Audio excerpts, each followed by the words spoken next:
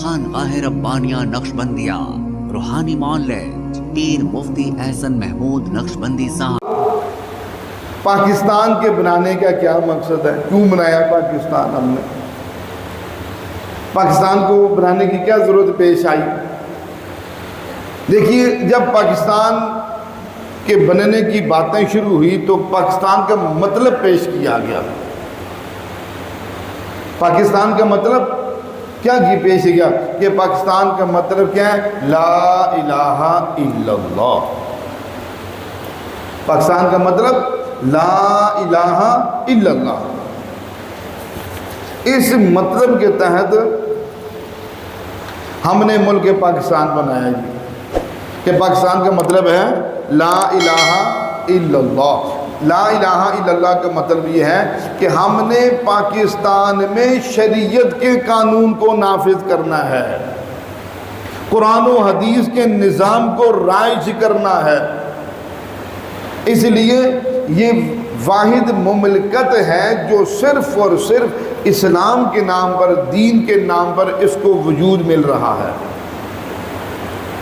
تو جب یہ اسلام کے نام پر بنایا جا رہا ہے لا الہ الا اللہ، اس کا مطلب بتایا جا رہا ہے، تو مقصود کیا ہے کہ ہم نے ملک پاکستان کے اندر جتنے بھی غیروں کے ناپاک قوانین ہیں، ناپاک تہذیبات ہیں، ناپاک طور و طریقے، ان سب کو ختم کر کے ہم نے اس ملک پاکستان کو خالص اسلامی ملک بنانا ہے،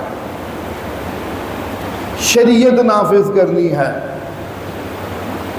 اب اس لیے ہم نے پاکستان بنایا، اس لیے علماء نے قربانیاں دی، اس لیے لاکھوں لوگوں نے جانوں کے نذرانے پیش کیے، اس لیے بچوں کو یتیم کروایا، عورتوں کو بیوہ کروایا، اور وہ یوم آزادی کے موقع پر جب یعنی یہ پارٹیشن ہو رہی تھی اور اس وقت کی جو قربانیاں لوگوں نے دی، ہزاروں لاکھوں لوگوں کو جو قربان کیا گیا، بچوں کو ذبح کیا گیا، عورتوں کو ذبح کیا گیا، اگر میں اور آپ وہ داستانیں سنیں تو حیران رہ جاتے ہیں کہ کتنی قربانیوں سے یہ ملک ہمارا وجود میں آیا۔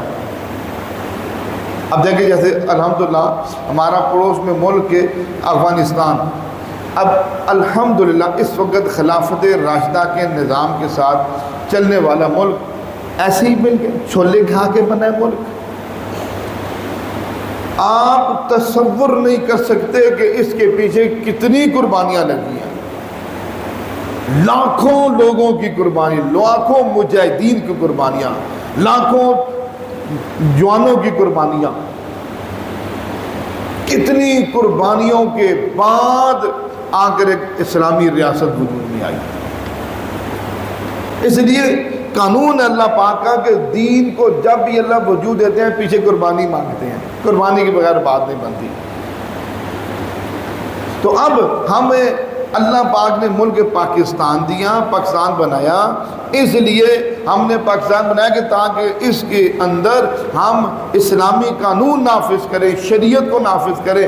اب دیکھیے ذرا اپنا اور ملک پاکستان کو تو چھوڑیے، ہر ایک اپنا محاسبہ کرے، ہمیں اپنے وجودوں میں، اپنے گھروں میں شریعت نظر نہیں آئے گی۔ اب بتائیے اس سے بڑی ناقدری کیا ہو سکتی ہے کہ بنایا کس کام کے لیے پاکستان اور اس میں ہو کیا رہا ہے۔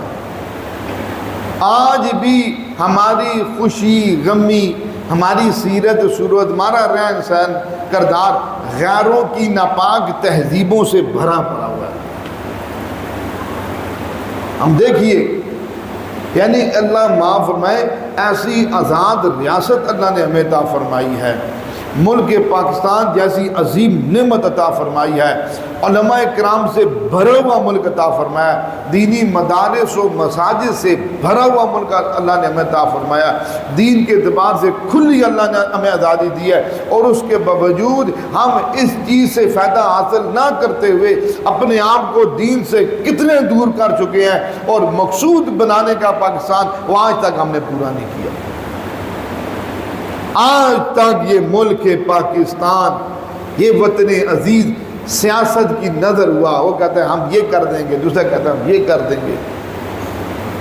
آج تک ہمارے سیاستدانوں نے ملک پاکستان کے باشندوں کی نالیاں پکی کرنے کی فکر کی، گلیاں پکی کرنے کی فکر کی، گھر پکے بنا کے دینے کی فکر کی۔ آج تک کسی نے کسی کے ایمان کی فکر نہیں کی کہ ان کے رہنے والوں کا ایمان کیسے پکا ہو جائے، ان کے اخلاق و کردار کیسے مضبوط ہو جائے، ان کا اللہ کی ذات کے ساتھ تعلق کیسے بن جائے، کل یہ ہمیشہ ہمیشہ کی نعمتوں کے حصول اور حقدار کیسے بن جائیں۔